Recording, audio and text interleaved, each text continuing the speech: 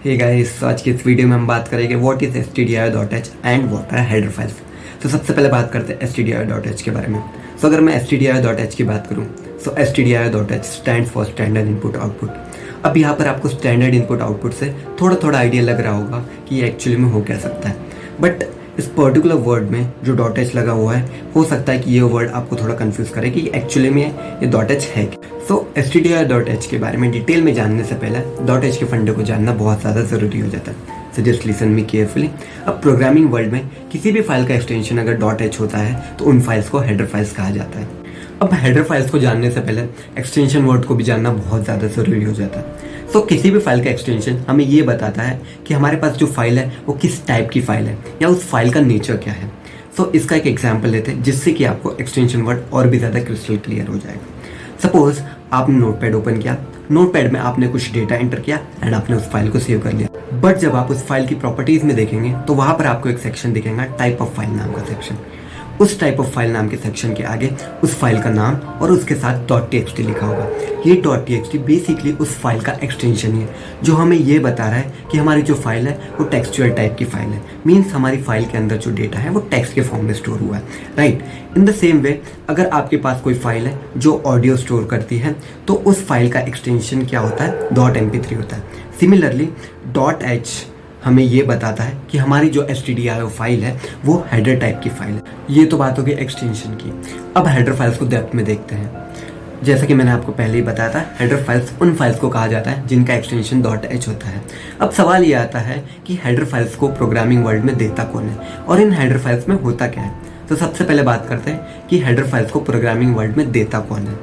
सो header files हमें C++ language के compilers के द्वारा प्रोवाइड की जाती है। इट मीन्स जब भी आप C++ लैंग्वेज के कोई भी कंपाइलर्स इंस्टॉल करते हैं तो वो कंपाइलर अपने साथ हेडर फाइल्स को भी लाता है। अब बात करते हैं इन हेडर फाइल्स में होता क्या है और ये हेडर फाइल्स कैसे हमारे प्रोग्रामिंग एफर्ट को कम कर देती है। तो इन हेडर फाइल्स में बहुत सारे प्री डिफाइंड फंक्शंस या मैं कह सकता हूँ बने बनाए फंक्शंस के डिक्लेरेशंस अवेलेबल होते हैं। अब बात करते हैं कि हेडर फाइल्स कैसे हमारे प्रोग्रामिंग एफर्ट को कम कर देती हैं।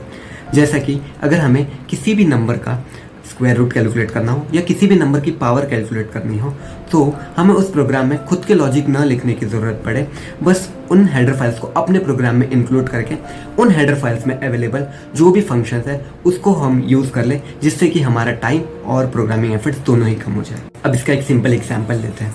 सपोज मुझे किसी भी नंबर का स्क्वायर रूट कैलकुलेट करना है without using my own logic with the help of some predefined function.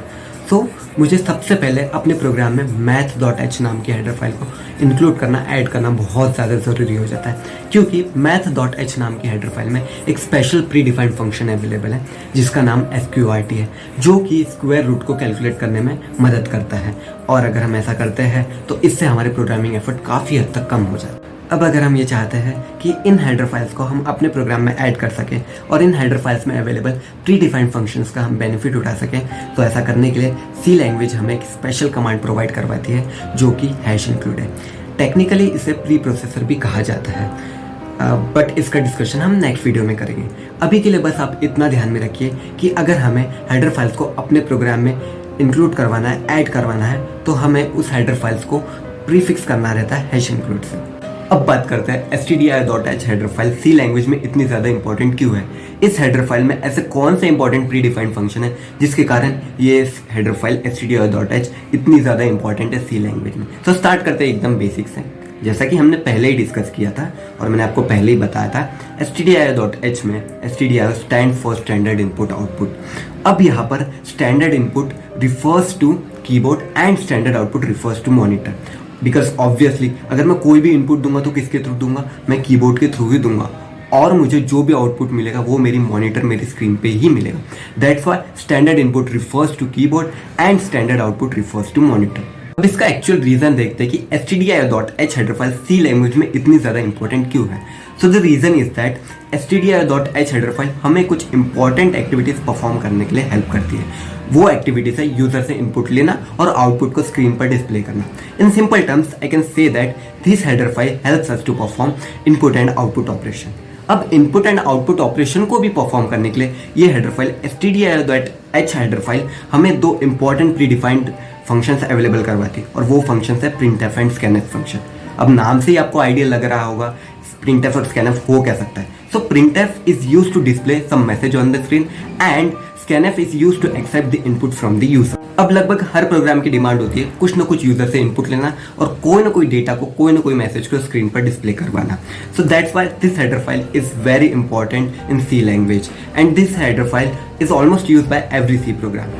सो अब अगर मैं इस पूरे वीडियो का कंक्लूजन निकालूं, सो हेडर फाइल्स उन फाइल्स को कहा जाता है जिनका एक्सटेंशन .h होता है और जो अपने अंदर बहुत सारे इंपॉर्टेंट प्री डिफाइंड फंक्शंस के डिक्लेरेशन को स्टोर करके रखते हैं, जिससे कि हमारे प्रोग्रामिंग एफर्ट्स काफ़ी हद तक कम हो जाते हैं. In the same way stdio.h header file वो हेडर फाइल्स है जो कि हमें दो important pre defined functions available करवाती है. First one is printf and scanf, जिससे कि हम यूजर से इनपुट ले सकते हैं और कोई ना कोई मैसेज को स्क्रीन पर डिस्प्ले करवा सकते हैं. So thank you so much guys for watching this video. I hope अब आपको इस वीडियो के बाद एक आइडिया लग गया होगा और इस वीडियो को देखने के बाद आपके मन में हेडर फाइल्स और stdio.h से रिलेटेड सारे डाउट्स क्लियर हो गए होंगे. So thank you so much guys for watching this video. Keep sharing and stay tuned for the next video.